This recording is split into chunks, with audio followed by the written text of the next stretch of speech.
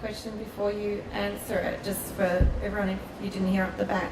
It's a question is, does a campaign such as Kobe actually achieve something deeper than maybe what the present day that the action has been asked to do? And I'll broaden it as well, does the communication extend, have any longevity beyond that particular day, such as Kobe and the Martin Place posters? Yeah. Well, I think in response to that, definitely yes. The evidence is clear. Regardless of the content that was actually there, the fact that there were 100 million people who subscribed to it, it had tangible effects. So you had 33 senators in the US, in the White House, all sort of condemn, I think it was called Coney's Crimes Against Humanity. And so that has created tangible change. And, as I said, despite the fact that there may be controversy around the nature of the organisation or what they actually do, it illustrates to you the power of sort of that viral campaign to affect tangible change in society. Great, and thank you. Yeah, if I could just add a little bit onto that, I think it's the impacts of seeing the success of that. So the people who are already working in that area with war children, children who've been exposed to war, actually get a personal boost that what they're doing is really valuable. So it does extend beyond that initial impact, and I think it's the ripple effect of some of these campaigns that may be more powerful than the campaign itself. Yes. So the ripple effect has weight. Any other questions from the audience? Yes? Krystal, you mentioned the passion, how important it is for the youth to find their passion. How difficult do you think that is to actually achieve in the current world we live in, with the pressures of the youth needing to get into the job market, earn money, and that sort of earning the dollars as opposed to the passion? Yeah, I think it's working in the not-for-profit sector. It's a certain type of person that's only ever going to take on that role, because predominantly it's a 20 to 30% decrease in what you can earn in the corporate sector. So if you're passionate about technology, go into that field, but you also have to take on, in my situation, it was my family that inspired me and drove this passion and said, we believe in you, you can achieve what you want to achieve. So I think, you've just got to be passionate about what you do, and if you're not, then you're just not going to succeed. And Joe loves what he does, and he's going to be successful at it. And if we've got role models like him out there, then it will only inspire other people to stand up and fight for what they believe in and do something that they love. Just going back to the sort of grassroots things that occur online, obviously the Coney campaign or a Get Up or an Avaz are organisations that generate, I think you call viral campaigns. Can that be done by an individual? Or is it always going to be the organisation, the foundation, that triggers the change? Can social media actually make that happen? So can you hear at the back? I'm not sure if you can hear the question. So is it up to the organisation to drive campaigns, or is it up to the individual, or is it both? And I guess what we're saying is to reshape how we do things traditionally, and what does the future look like with that? Yeah. I have seen, a good example is the Coney campaign, and I looked at that and I thought that is a fantastic marketing PR campaign. I definitely think charities need to reevaluate the way that they integrate and collaborate with their donors and corporate sponsors.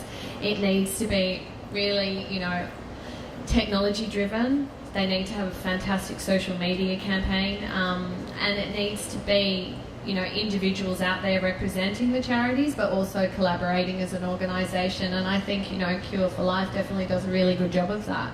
And I just think for the charities to come into the next generation and liaise with wonderful, talented, enthusiastic young people, they've really got to get down to their level and talk to them through the technology, social media and all avenues like that. So I think that's it's really important. Yeah, and just to add to that and return to the question sort of more along the lines of, because I think it's a valid scepticism about whether the internet is simply driven by the same big business and elitism that we think sort of cripples economic markets and stuff like that.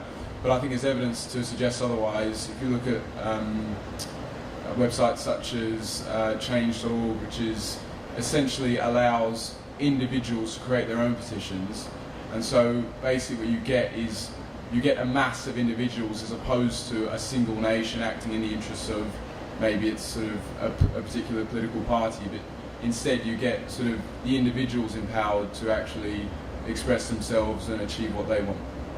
Great, thank you. I'd like to add, Janine, I'd be interested to know the notion of authentic communications.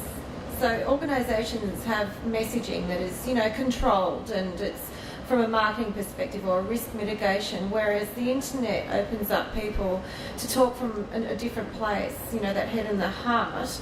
And authentic communications has a role to connect with people on the internet, because, if you're not authentic, you're weeded out pretty quickly, aren't you? So can you talk a little bit about the change in how organisations can communicate? Yeah, and I think that's a really relevant to my own story, in that I used to do environmental cost-benefit analyses for a large bank 20 odd years ago, and so that's a long time. And then I moved out of that area simply because corporate didn't want to talk that language anymore. They didn't want to hear about sustainability and climate change, etc. So it's only been very recently that I've actually been able to bring that work back into my portfolio and be honest about what the work is that I do. Any futurist worth their salt has to include climate change and sustainability in their work, because we look at 20, 30, 40, 50 years ahead. So it's been a long time being able to actually be authentic about the work that I do, and that we can innovate in this space, create low carbon economies that are good for business, good for people, good for everybody. It needs a new mindset though. So I'm really welcoming the opportunity to be authentic these days in what my views are and how I build that into my work and actually get good outcomes for all the parties involved. Terrific, thank you. I think that closes today with the proceeding.